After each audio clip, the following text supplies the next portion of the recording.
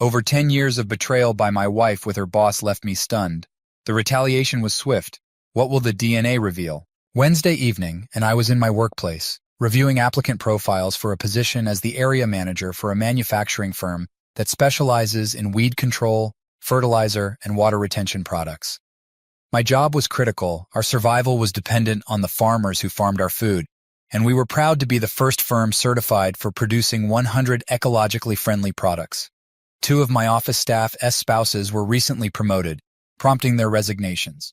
Both families were relocating within the next 4 months, so we needed to fill their roles quickly. Our sales department covers 7 southern states, which are frequently derided as flyover country. Yet this year, a sales increase exceeded expectations. Karen, my executive assistant, came into my office and said, "James, all 6 candidates have confirmed their interview times for Tuesday. I am off now, so good night." Every Monday, I flew to one of the states in my territory for a half-day sales meeting on Tuesday before returning home. This schedule had transformed Monday evenings into my wife's night out with her friends, which was well worth the cost of a babysitter. My weekly trips were critical for providing our salespeople with the personal attention they need, and it had paid off nicely over the years. I hadn't lost a single team member in 5 years, which was a significant success for the firm. After returning from my vacation today, I had some time to go over a few cases before flying home. The employer has been encouraging me to give up this aspect of my career. For years, I appreciated the seclusion it offered. With a know-it-all wife and 1 child, the quiet time while driving was crucial. It also prevented our branch from having to hire a sales manager, which is an important factor in a budget-conscious industry. My son was in elementary school. My pride and delight was graduating in the spring and receiving a full scholarship to Northern Iowa University. He had recently turned 14 and was preparing for his GED. My wife, Michelle, had been working as an executive assistant district attorney for a year when our kid was born. She had lately been given a new post as a federal lawyer, which she accepted. The government position seemed to value her uncompromising hardball attitude, and the money was 3 times her existing salary. It would have been crazy to turn it down, and she was scheduled to start in 5 months. Despite being about my age, she had never remarried, and despite reports, I did not think she was gay. For the past 10 years, my parents have taken our kid every 3rd weekend of the month, providing my wife and me with much-needed alone time. My parents believed we needed this vacation to reconnect, and I must confess, it was the best present they could have given us. Without it, we may have ended up divorced like so many others. My son, Ben, was scheduled to work at our senator's office in Chicago for the summer, before beginning his PhD studies in political science. My father, with my agreement, purchased an ancestry kit for our kid and submitted his DNA for testing. We knew a match could only be made if any of their relatives had also supplied DNA. When Ben discussed it with me, I offered my consent, believing it may lead to a new experience for us. Ben intended to surprise his mother with the findings, which we knew would take 8 to 9 months to come. This weekend, we planned to attend the Grand Ole Opry in Denver before flying home on Saturday. My wife had arranged this wonderful trip to add to our life's memories. Michelle and I met during a soccer match during my senior year of college. No, I wasn't one of the players. I was one of the unnamed grunts serving expensive meals to the fans. She was the coach's daughter and always got free tickets. One day she got into a fight with her boyfriend, and I ended up in the thick of it. She shoved him, and he replied by pushing me down the concrete stairs. I ended up in the hospital, with 35 stitches in my forehead. Michelle must have felt bad since she stopped by every day to check on me. She had met my entire family before I regained full awareness. They then informed me that I had been in a coma for about 10 days owing to serious internal damage. As the fuzz in my eyes cleared, I noticed a wonderfully gorgeous woman standing beside my bed. For a minute, I believed I had died and was at the pearly gates with her as my angel guide. Then my buddy Angela arrived beside her, looking unimpressed. I closed my eyes, hoping that when I opened them, Angela would be gone, and the weird image would be gone. When I awoke, the goddess-like form remained, but Angela was nowhere to be seen. It turns out she had found another person to harass. Michelle, the lady who had stood by my side, never expected anything in return.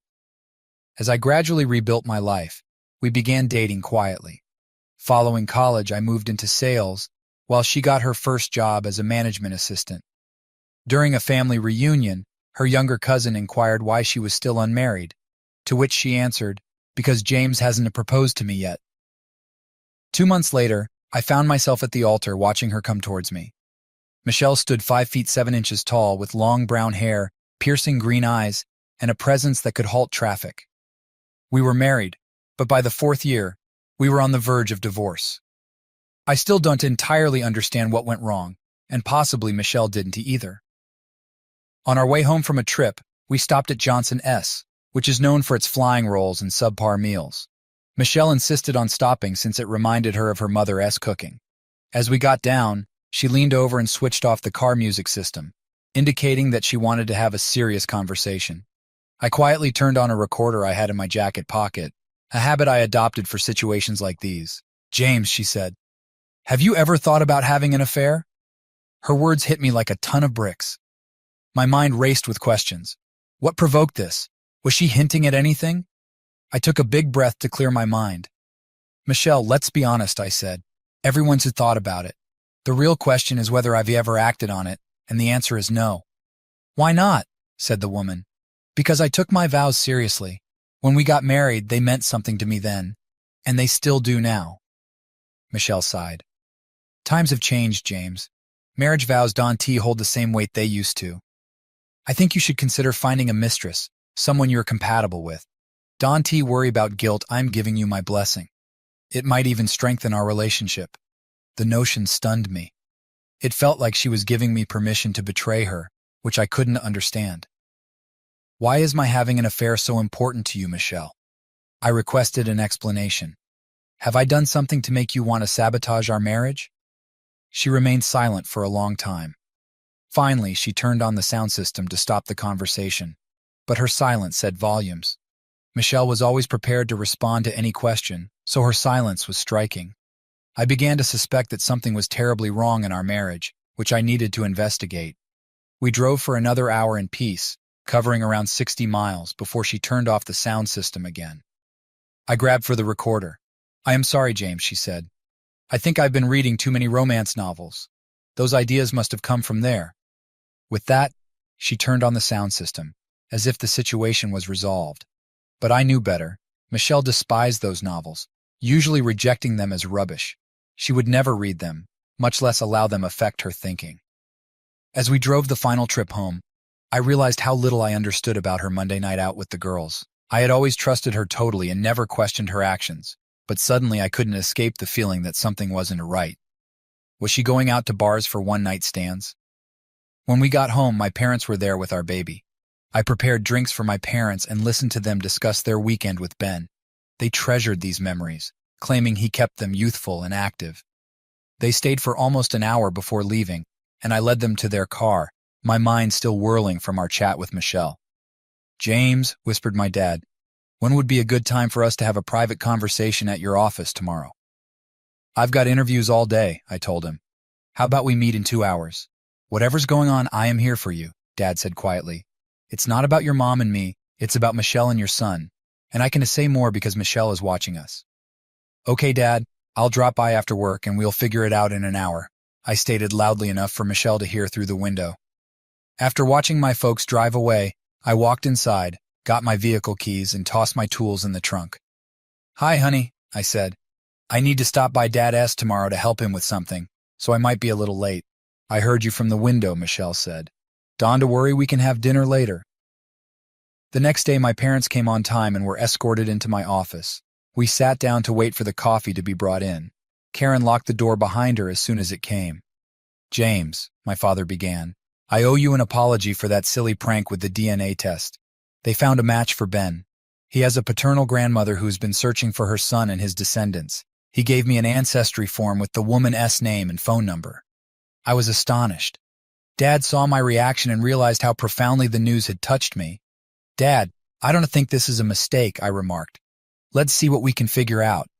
I phoned the number and engaged the recording feature on the office phone. I wanted to ensure that the exchange was documented. The phone rang twice before anyone answered. "My name is James Brown, and I am looking for Mrs. Susan Green regarding a DNA match found through Ancestry," I told her. "May I speak to her, please?" "You're speaking to her," the lady said. "How can I help you?" "It's complicated," I explained. "In short, my son is your grandson. You mean Ben Brown? She questioned. Yes, that is correct, I confirmed.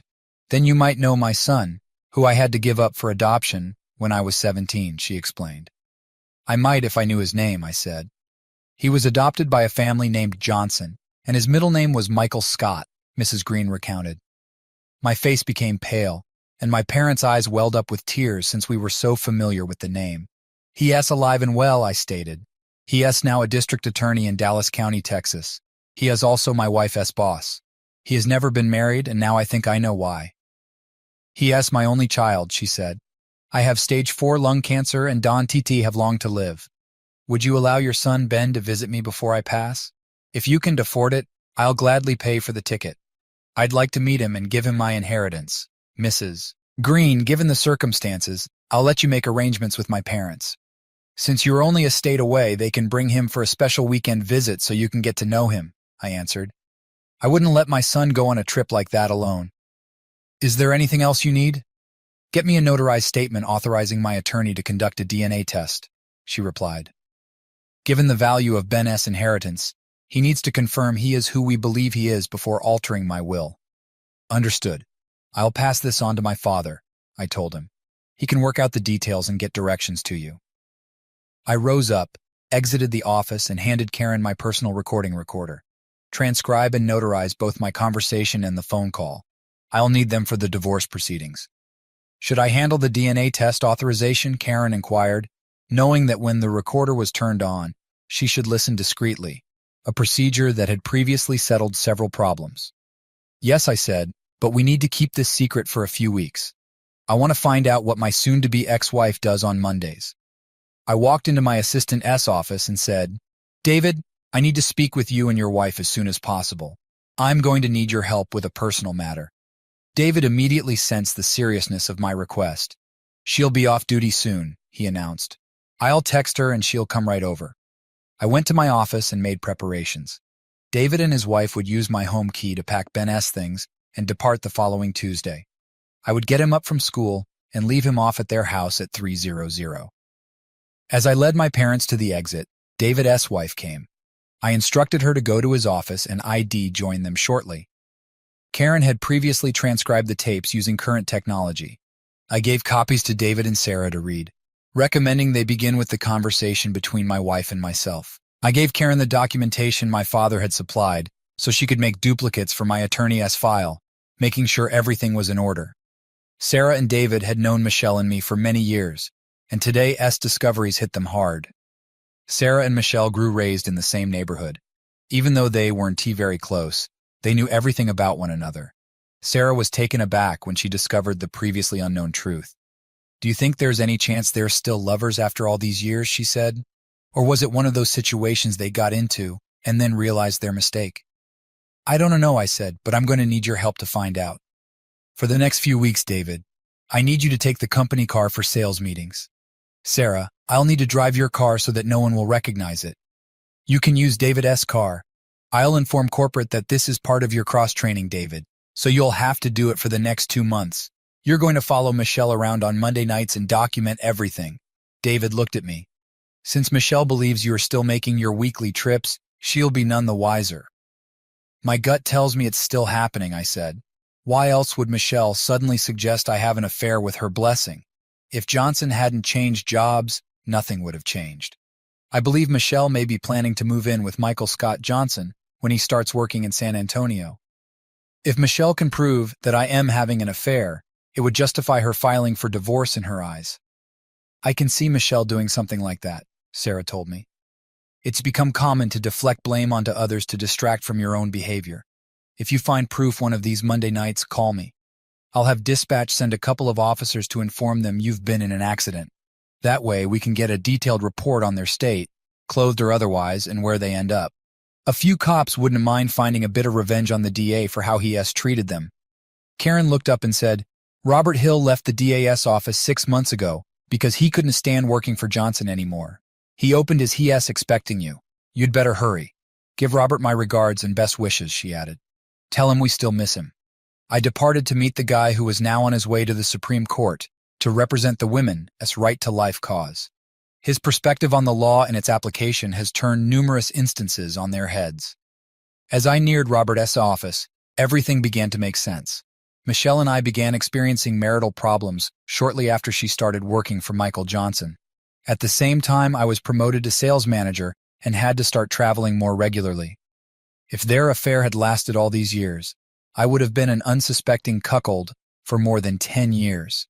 Michael S. pricey Christmas and birthday presents made more sense. Robert was waiting for me when I arrived. Sarah had informed him on our plans. Robert handed me a key to Johnson S. residence, as well as the alarm code on paper. He also gave me his phone number. Call this number, he told you, and you'll find people who can provide services at a reasonable price.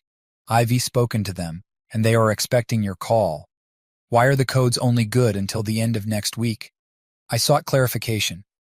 Johnson will get a monthly reminder to change his access codes, Robert stated. He intended to sue Johnson for child support from the day Ben was born. Under state law, he couldn't avoid it by declaring bankruptcy. If Robert was successful, Johnson would be financially destroyed. He also intended to suit Michelle for adultery, desertion, and fraud, for misrepresenting Michael Johnson's son as his. Robert proposed that I temporarily surrender my parental rights to Ben to my parents, while the legal dispute was resolved. Why? I questioned. That way they can claim you were using Ben against them, Robert added. Michael will fight dirty and sneaky, treating you the same way he treats everyone else. Sometimes the best offense is a strong defense. I offered to pay for Robert S. services using my debit card, but he denied. Your wife will see it right away, and guess what you were doing? Write me a check, and I'll hold on to it until the services are rendered. As I left Robert S.'s office, it was evident he was giving me every advantage and time to think things out. Karen had discovered the finest aid for me. I got the idea that Robert had personal motivations for pursuing Michael Johnson so relentlessly. Michelle and Michael were going to confront repercussions they had never expected. Robert Hill has just made his own version of the divorce game. I signed the paperwork to provide my parents temporary parental rights over Ben and described the situation to them. They agreed that it made logical. I waited for Sarah to come in her 2005 Ford Taurus. David was going on his first sales trip, and Sarah would leave her car at my house and drive him home. My kid informed me that Michelle would not be home for supper since she was going out with the girlfriends soon after work. When Sarah arrived, we exchanged cars, and I placed my stuff into the trunk. James, Sarah informed me, dispatch and all the guys are on board. Just let me know where. Thanks, that was my response.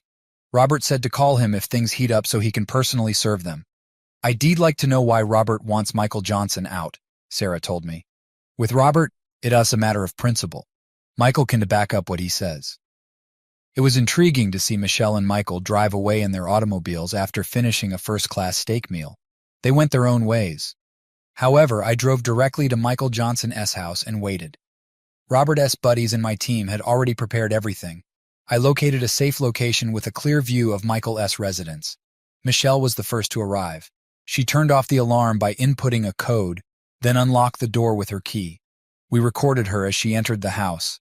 10 minutes later, Michael came. Michelle greeted him with her top wide open, exposing her naked chest. Michael embraced her, and they exchanged passionate kisses. As they kissed, I noticed his hands go to her breasts. When they closed the door, I stopped filming. 5 of Michael's 10 rooms were wired for video and audio. We had established a base at the home of Michael's neighbor's son, who was serving a lengthy jail sentence. Everything we captured at Michael's residence was live-streamed on their Facebook sites. Michelle had a crew following me, expecting me to take the bait and hunt for a new mistress that night, because she knew my itinerary. They even booked a prostitute that fit my preferences. I texted Sarah to tell her what I had overheard. She contacted her husband David and warned him that he was being followed. David, a veteran Marine, reacted quickly, moving his car off the road around 7:00 p.m. to have his followers disclose themselves. He immediately phoned a tow truck and reported the occurrence to his wife, who texted me the information. I comforted her and gave her the address. I went over to Michael's house and disconnected the valves from all of their car's tire rods, preventing them from leaving. The lovers were stuck. Police officers came with blue lights blazing and began searching for Michelle Brown. Michael attempted to deny her existence until the cops pointed to her automobile in the driveway. Finally, Michelle emerged covered in a sheet. Mrs. Michelle Brown, your husband James S. Carr was involved in an accident near Austin, Texas. Your parents suggested we find you here. I relished seeing Michelle S.'s face grow white. The cops lied to make them uncomfortable. After that, the cops departed, and I followed them. Everything from the police arrival to their departure was live streamed on Facebook, providing indisputable proof. At 8:00 p.m., my son Ben called. Dad, Mom isn't home yet, and my calls go to her answering machine. I am worried. She never stays out this late.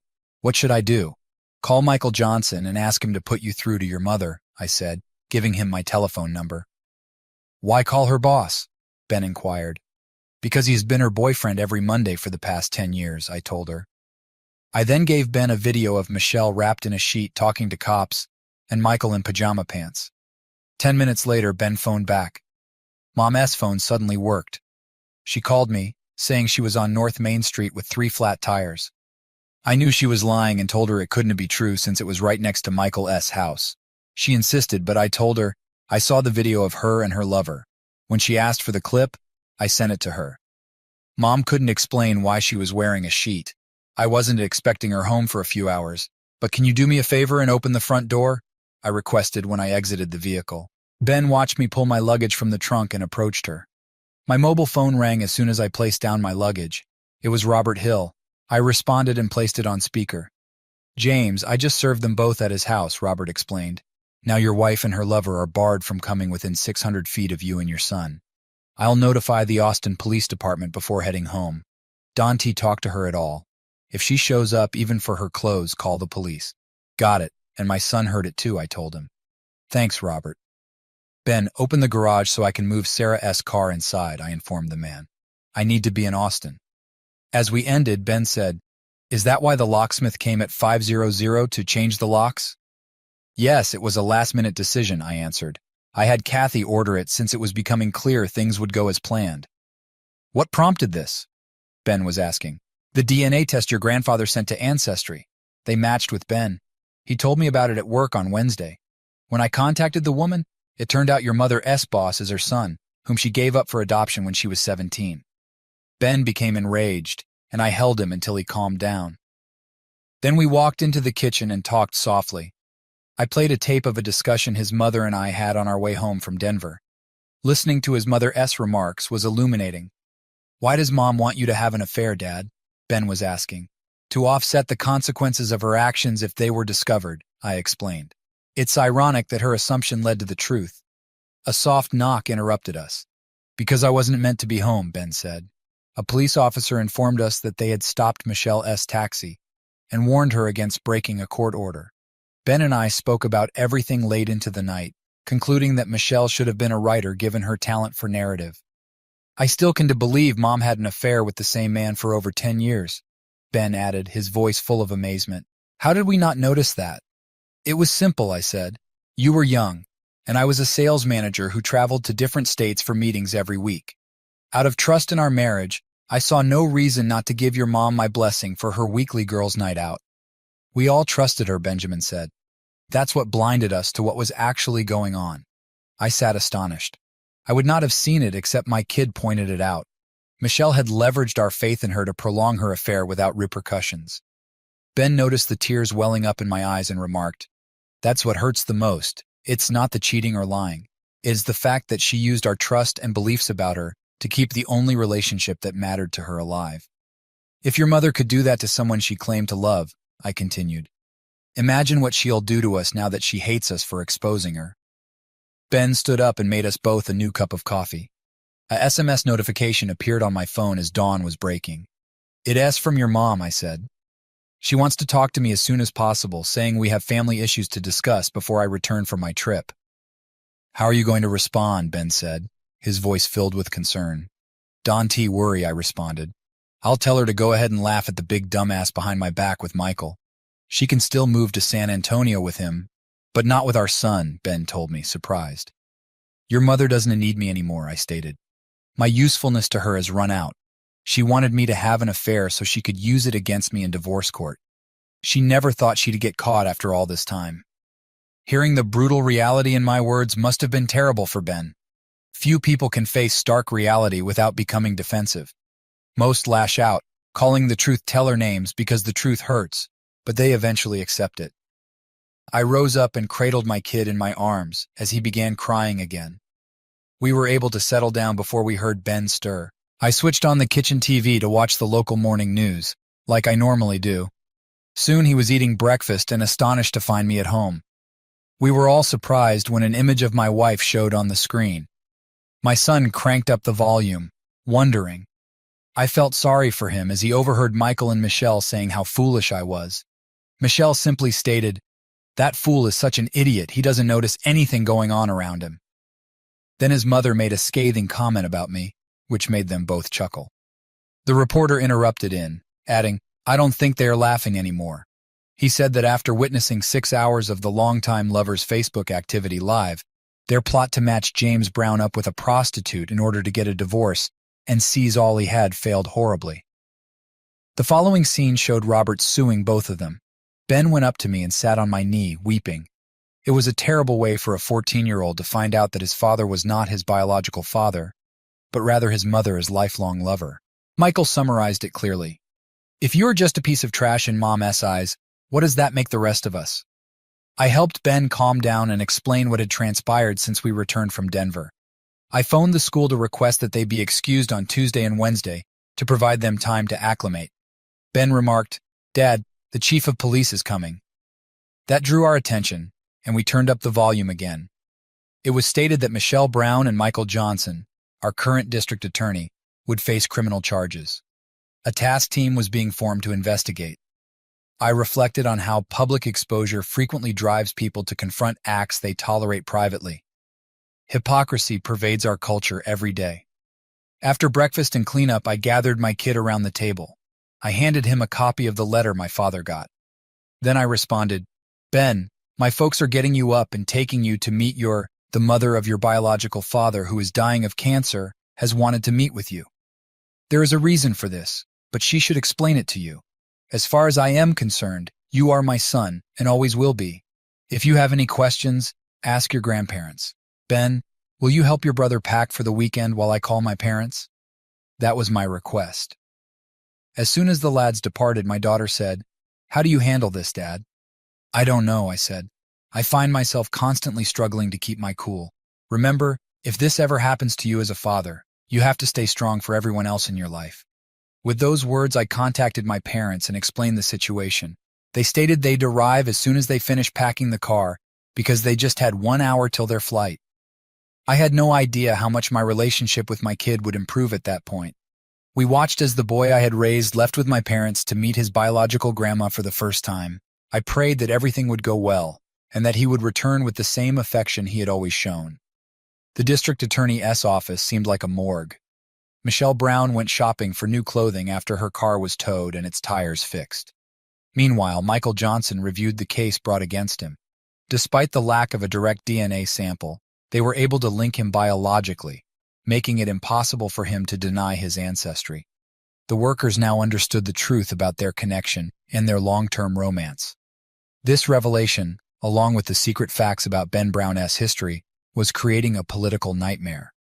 The statute had enlarged the definition of fraud to include the failure to disclose all important information, prompting Robert to initiate a civil claim against both Michelle and Michael.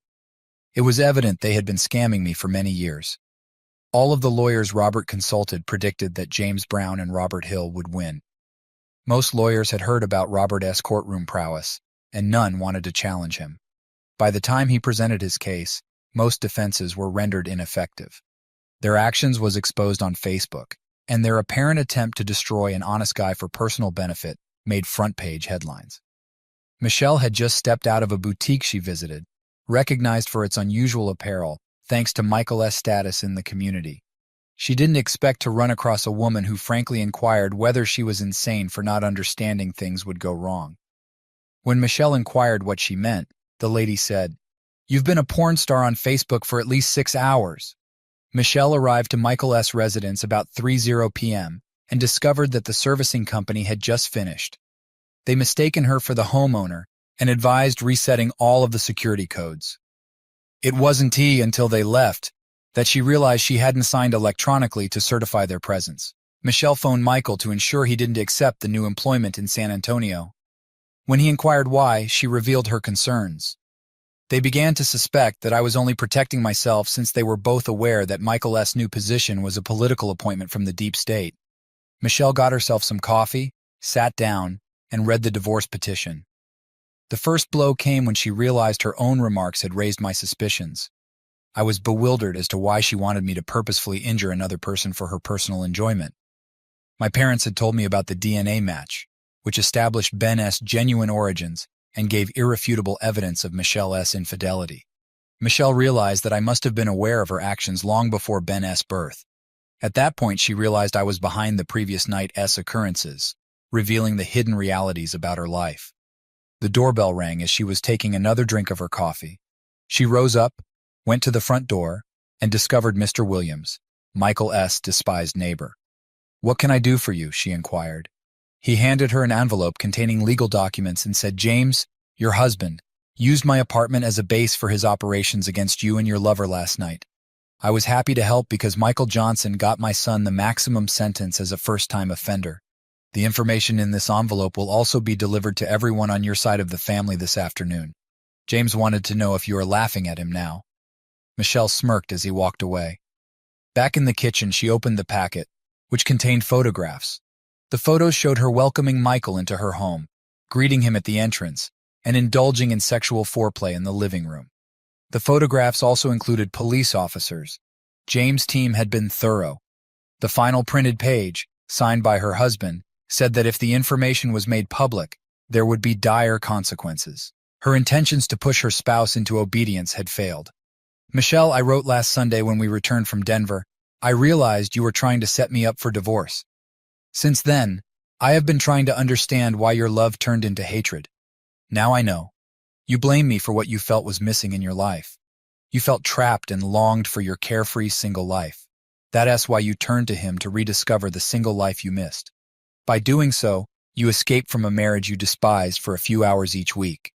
The only reason you stayed married to a man you despised was because Michael didn't want the responsibility of raising children, not even his own. With your opinion of me, there is no way you'd leave. Your pride wouldn't allow it. As a result, you've lived a life built on deliberate lies. I wrote every day you and Michael got away with it, and your contempt for me grew. How many times did you laugh at me, the unrepentant bastard? Did you inspire Michael to make love to you by humiliating me? What I can forgive is what you both did to our son. He'll be affected for the rest of his life. I can fathom how you and Michael, the news reporter, summed it up perfectly when he asked if you were still laughing at James Brown now. I watched Ben as you and your lover flaunted your plans on social media. It was painful to see our son as you joked about how easy it would be to destroy me. Michael said, "If Mom thinks you're just a piece of trash, what does she think of me?" I haven't asked him about his future relationship with you. At this point, I can honestly say you don't exist to me anymore. It was your and Michael's utter contempt for me that led to this. At least we both know you are laughing because you've left me with a reputation as a hapless goofball. Perhaps tonight you and Michael can toast to your victory." Michelle's hands trembled so fiercely that she dropped the page. She appeared bitter, furious, and cruel. To everyone else, she looked to be a mother who was just concerned with herself and her ambitions, not her kid, husband, or anybody else. Then she sobbed, breaking the stillness. James was the only person who could undermine someone's credibility without explicitly accusing them. Everyone who read his writings couldn't dispute with his observations on their actions. In his opinion, everything she had done was motivated by self-preservation rather than love. He should have seen Michael was forcing her to leave before Ben was even born. Michael's new work altered their plans. They planned to wait until Ben completed high school before revealing his actual roots without penalties. James was correct in one respect. Michelle was not laughing right now. Michelle took up the divorce papers and proceeded to read. It was heartbreaking. One of the claims against them was for fraud because they disguised Ben's actual background. She faced accusations of emotional and mental abandonment, infidelity, and slander. She felt nauseated when she saw the sum asked as damages. If James won, Michael and she would be financially devastated for a long period. James and his lawyer insisted that they could no longer dismiss James as an idiot. Friday was a stressful day for me and my kid. From early morning until late afternoon, family members visited us, including Michelle S. parents, siblings, and their spouses, all bringing food to help us. Even my brother and sister traveled from out of town. We were overwhelmed with love and support. Everyone strained to comprehend how Michelle had fooled them for so long. They all agreed that what she had put on social media demonstrated her evil intent. My father-in-law and I got a cool drink and headed out to the patio for a few minutes. "James, let him go," he urged. "Jessica is in the house, so you can have some privacy. We'll keep them away until you calm down." He remained with me until things calmed. "Jessica and I plan to change our will," he announced. "What should have been Michelle S. will be divided among your son. She may be our daughter, but I'll never forgive her for what she has become." When my father called, we had just completed packing out the home. "Ben met this lady," my father explained. "You can definitely see the family resemblance." Their meeting went well. Mrs. Green was interested in our family situation and got Ben to openly express his feelings, which was good since he had been keeping things to himself. The lawyer got the blood sample he needed and then invited me in for a private conversation, my father said. He asked about Michael Johnson, and I told him what we knew. I learned that Michael S.'s real father is in prison for life for killing his mistress's husband. Michael would have inherited from his real mother if Ben hadn't come into her life. "Don't worry, Dad," I said. Robert Hill got a court order banning Michael from being within 600 feet of us. It was a hectic day, with many family members on both sides expressing support. We stayed at Mrs. Green's residence as guests. "Your mother felt honored to be treated so regally," Dad stated. "Ben is staying with Mrs. Green now. We both like her." Her lawyer said he hadn't seen a smile on the grand old lady's face in a long time. "Hold on, I'll put your mom on the phone." "James, I got a chance to talk to Susan alone," she mentioned. "What kind of son you were, and I spoke about your life, trying to be as honest as I could." We discussed in great detail what had happened over the past week. She appreciated the respect you showed her and thanked us for advising her on handling her estate situation, my mom said. "She plans to leave everything in a trust in Ben's name for you to manage until he turns 21. Text me when you leave so I can be there when you bring him home," I added before I disconnected. I emailed Ben, "We all miss you," and quickly messaged Dad. We finally had time to get things organized before David and Sarah arrived in my car. I apologized to Sarah for not returning the item sooner. "The police chief sees a chance to take down Michael Johnson," Sarah told me. "He and Robert are collaborating, and Robert has provided some questionable items for the investigators."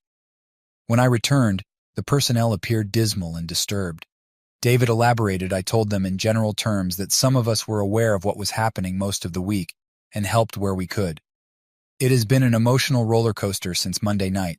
The kid is still struggling, so I am taking Wednesday off too," I reported. "Have you heard anything about Michelle?" Sarah inquired. "Not since Monday night," I responded. "Michael and she are probably busy with their own lives, making it clear how they feel about us. My son phoned me early Friday morning to see if he and his grandparents might come home late on Wednesday. I offered my blessing provided her grandparents approved. She thanked me for making her go." "Why?" I questioned her. "Mrs. Green made me realize it wasn't my fault that Mom's infidelity brought me into the world," Ben told me. "She made Daddy understand that we were all innocent victims and didn't deserve what Mom and Michael's behavior brought upon us." "I love you, Daddy," she remarked before calling it a night.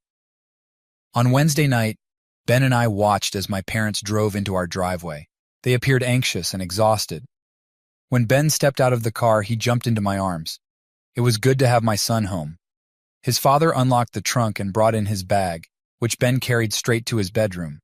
The three of them then walked to the family room to catch up, while my parents and I went to the kitchen for some fresh coffee. My parents gave me their impressions of Mrs. Susan Green. When we left, she was calm, my father claimed. Meeting Ben and having him accept Mrs. Green was important to her. Mom took out an envelope of legal paperwork from her handbag and handed it to me. "This was given to me by her lawyer per Susan's instructions," she continued. I opened it and discovered a $60,000 check and a brief note. The lovely woman thanked me for granting her wish and told me that she had already outlived her life expectancy before I reached her. The DNA verified the biological relationship. "Ben is a beautiful boy, and you've raised him well. Use the resources I have given you to get through this difficult time, and don't forget your values." I handed it to my parents to read. It was difficult to accept that we may have honored a dying woman's desire. Over a cup of coffee, I narrated everything that had transpired throughout their journey. I informed them that everything was emotionally behind us as a family, and that we would resume our usual lives tomorrow. The remainder of the week went nicely. Michelle attempted to reach Ben via phone, but was advised not to call again. Corporate headquarters was overjoyed that I was no longer leading sales meetings and started seeking for a new sales manager. For the first time in 7 years, I was sitting in my office going over the month's sales figures when Karen poked her head through the door saying, "It hit the fan." I looked up and asked, "What now?" "I received a letter informing me that your latest letter to Michelle was published on a Northern Iowa newspaper website," Karen explained. I visited the website and discovered the speak out part. Karen moved over to my desk and began reading over my shoulder. She was weeping toward the end. "I wrote it when I was emotionally upset," I stated. "Maybe I was too harsh." "No," Karen told me. "You just coldly and bluntly stated what her long-term behavior shows. Either one of them could have come clean. Michael got the benefit of a long-term relationship without the cost." "That's what I thought," you replied. "It is rare for the community to see the real cost of someone's behavior on a family in such a public way. For anyone who has been divorced like me, it is a stark reminder of the pain and suffering they went through before they could start living again." "Look at that last comment," Karen pointed out. "As a feminist for most of my life, I have fought for equality and empowerment. What this woman and her lover did to her husband and child has forever tarnished our movement," I said while reading. Michelle and Michael were eating supper at the bar and grill. The club is normally full on Friday evenings, but tonight there were just vacant tables surrounding them. When they questioned why, the waitress told that people were avoiding them since James' letter was published on the website. Michelle and Michael asked for the bill and hurriedly departed, knowing they needed to keep out of the public spotlight for a time. As they were leaving, Michelle observed her parents seated at a table. She approached them, and Michael followed. Her father glanced at them and said, "Mr. Johnson, I suggest you leave and let my wife and I eat in peace." Michelle left the restaurant in tears, recognizing the unintended implications of her and Michael's actions. When they returned to Michael's home, they went to the internet and read the comments for themselves. They both knew that the people loathed them. 4 months later, I was sitting in the passenger seat of my car, watching Ben drive. We were on our way to Sacramento after discovering that his grandma Susan had died. We were on our way to the airport to take the private plane supplied by the estate. Ben was hurting with the loss after growing close to Susan through frequent phone chats. When Ben returned from his trip, we grew closer. He pushed me to start dating, but I kept quiet about it, feeling burnt once and ashamed twice. Michael and Michelle had relocated to San Antonio, where the federal allowed Michael to begin work early. The county was happy to be rid of him as long as he paid back more than $35,000 in dubious costs. They now resided in a leased 3-bedroom apartment, prepared for the possibility of bankruptcy as a result of the coming civil lawsuit. Under Texas bankruptcy regulations, they were only allowed to keep $20,000 apiece. Our divorce was formalized in accordance with state law, with Michelle responsible for paying child support while Ben was in school and covering 60 of his living expenses if he resided on campus. The civil fraud trial was due in 5 weeks. Ben, along with her family, continued to refuse to speak with his mother. Michelle has discovered firsthand that individuals can only endure so much before leaving for good. Ben had to face a meeting with his biological father, which was organized by the state child welfare department. It didn't go well for him. Ben said that his mother had warned her that he, like his biological father, was a heroin addict who should not be let near any woman. Ben announced in front of welfare authorities that both his mother and himself had died. We attended his grandmother's burial, following which the lawyer announced the size of Ben's bequest. It was overwhelming. As trustee, I discussed it with Ben, and we agreed to sell his grandmother's home, preserving only personal jewelry and a few photos. Back home, as the school year came to an end, I prepared for the first day of court on Friday. Ben went inside the den. "Dad, can you arrange for Michael, Mom, and their lawyers to meet with us and Robert on Thursday?" they requested. "I think so, but why?" I asked. "I want them to see the real cost of their actions," Ben told them. Grandma Susan suggested it. I phoned Robert and we scheduled the appointment. It was a gorgeous sunny day when we met with Michael, Michelle, and their lawyers. Ben spoke first. I requested this meeting, the man said, to inform my biological father of the following: the whereabouts of your father and his request to visit him in prison. He is serving a life sentence for the murder of his mistress's husband. You must realize that you are the product of a rape committed by a distant cousin when she was 12 years old. Ben gave him an envelope that had his name on the front. I enjoyed Michael and Michelle's surprised looks. You both should know that my biological grandmother left me over $90 million in trust for my father, James Brown, until I turned 21. It would have been yours, Michael, if she hadn't discovered me, Ben said me. When my grandmother discovered how I was conceived and what happened, her morals and standards changed, and she disinherited you. Robert, my trust will pay my father's legal bills. Michael and Mom, you can try to reconcile before we go to court, because if we have to, we'll go all the way to the Supreme Court. Mom, you have to realize that even though you created me in sin, that doesn't give you the I left the meeting feeling both pleased and humble. My son had stated everything. Whatever happened tomorrow didn't matter, since today I was given what actually mattered. The day of the trial arrived and the courtroom was full. Michelle and Michael seemed noticeably shaken. Robert carefully stated our argument, leaving no space for dispute. The court listened closely as the proof of their duplicity and betrayal was presented. When it came time for Michelle and Michael to speak, their attempts to excuse their behavior failed. The judge's decision was rapid and unequivocal, bringing us victory. Michelle was sentenced to pay considerable damages, while Michael was deemed responsible for child support and fraud. The legal lawsuit had terrible financial ramifications for both of them. We exited the courthouse with a sense of finality. My kid and I were prepared to go on. Life gradually returned to normal. Ben began his internship in Chicago and succeeded in his studies, gaining a revitalized feeling of self-worth.